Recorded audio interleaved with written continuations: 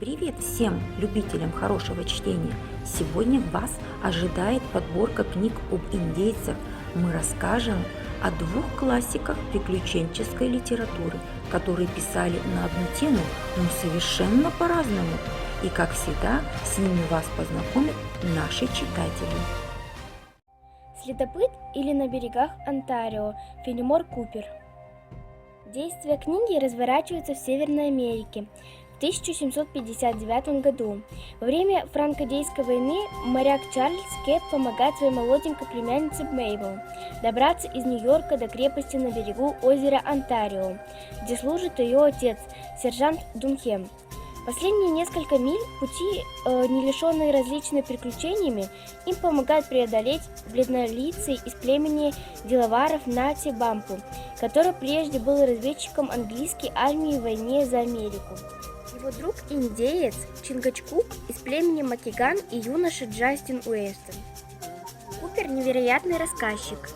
То, как он описывает действия персонажей и окружения, полностью захватывает. История пропитана колоритом индейцев и духом леса. Когда читаешь об их жизни, хочется на секунду тоже оказаться там и попробовать суровый быт коренного населения Америки. Вместе с персонажами мы будем переправляться через реку на каноэ. Упадем с водопада, пройдем по тропам индейцев. Вы точно не останетесь равнодушными после прочтения этой замечательной истории. Писателем Фенимора сделал случай. Читая однажды вслух жене какой-то роман, Купер заметил, что нетрудно написать лучше. Жена поймала его на слове. И чтобы не показаться хвостуном, он за несколько недель написал свой первый роман. Предосторожность. Вторым романом Купера уже из американской жизни стал знаменитый роман «Шпион» или повесть о нейтральной территории, имевший громадный успех не только в Америке, но и в Европе. Затем Купер написал целую серию романов из американской жизни, объединенных общим героем Нати Бампу, который принес литературному отцу мировую популярность. Успех этой серии был так велик, что даже английская критика должна была признать талант Купера и назвала его американским Вальтером Скоттом. Ацеола. Вождь Семинолов. Майн Рид. В романе описываются события Второй Семинольской войны. Главный герой романа – молодой плантатор Джордж Рэндольф, вынужденный разрываться между воинским долгом и защитой своей семьи и привязанностью к другу детства, индейскому вождю Ацеоле, символу надежды индейского народа в борьбе за свою независимость.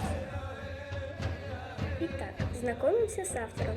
Майн Рид родился в 1818 году в деревне Балерони, в Северной Ирландии, в семье пресвитерианского пастора-шотландца. В сентябре 1834 года будущий писатель поступил в Королевский академический институт Белфаста.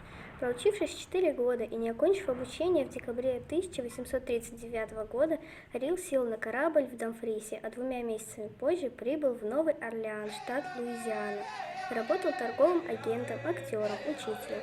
С 1842 года журналистом и, возможно, разносчиком газет.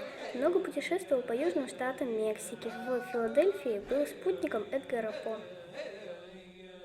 В 1846-1848 году Рид участвовал в Мексиканской войне. В 1849 году собирался присоединиться к добровольцам и принять участие в Парагвайской революции, но болезнь и отсутствие денег задержали его в Америке. В 1850 году в Лондоне он опубликовал свой первый роман «Вольные стрелки», посвященный событиям Мексиканской войны. Его произведения этого периода основаны на собственных приключениях в США. К ним относится прославивший писатель роман «Всадник без головы».